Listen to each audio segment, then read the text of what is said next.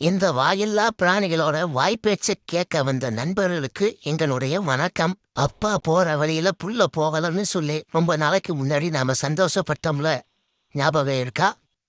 இன்னைக்கு அப்படியே உள்டாவா அப்பாவோட பாதையிலேயே புள்ள போறாருன்னு சந்தோஷப்படுற மாதிரி ஒரு நியூஸ் கிடைச்சிருக்கு. என்னங்க இப்படி மொட்டையா சொன்னா எப்படி? என்னைக்கு எதுக்காக சந்தோஷப்பட்டோம், இப்போ எதுக்காக சந்தோஷப்பட போறோம்? கொஞ்சம் தெளிவா சொல்லுங்க.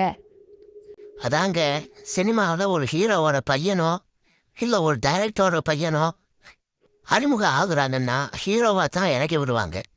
ஆனால் கொஞ்ச நாளைக்கு முன்னாடி நம்ம விஜயோட பையன் சஞ்சய் தன்னோட அப்பா மாதிரி நடிப்பு பக்கம் போகாம தன்னோட தாத்தா மாதிரி டைரக்ஷன் ரூட்ல திரும்பிட்டார்ல. பரவாயில்லப்பா, தாத்தா எஸ்சி பேரை காப்பாத்த பேரை வந்துட்டான்னு சந்தோஷப்பட்டோம்ல, அதைத்தான் சொல்றேன்.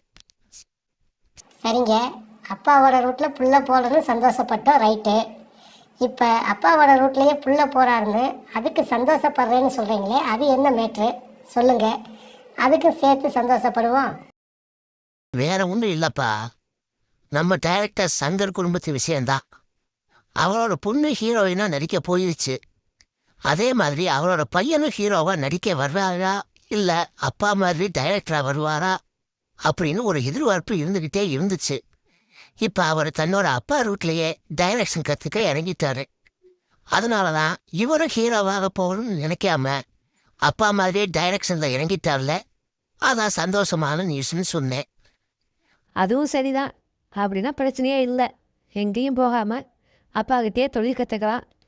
அதுலேயும் ஒரு படத்தில் வேலை பார்த்தாலே போதும். அதுலேயே 3 வருஷம் எக்ஸ்பீரியன்ஸ் கிடச்சிடும். இப்போ நீ சொல்கிற பத்தியா, அதுதான் இல்லை. ஏன்னா சங்கரே தன்னோட பையனை ஏஆர் முருகதாசுகிட்ட தான் அசிஸ்டண்டா சேர்த்து விட்டுருக்காரு.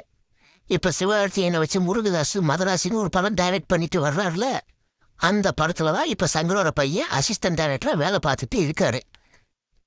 அதுவும் சரிதான். அப்பா கிட்ட வேலை பார்த்தா வேலை பழகிறதுக்கு மகனுக்கும் கொஞ்சம் சங்கடமாக இருக்கும். மகனை விரட்டி வேலை வாங்குறதுல அப்பாவுக்கு கொஞ்சம் சிரமமாக இருக்கும். இதே வேறு டைரக்டர்னா தொழிலை ஈஸியாக கற்றுக்கலாம்.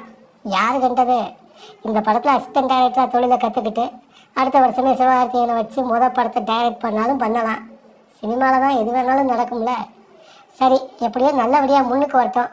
நம்மளோட வாழ்த்துக்களை இப்போவே அட்வான்ஸாக சொல்லிடுவோம்.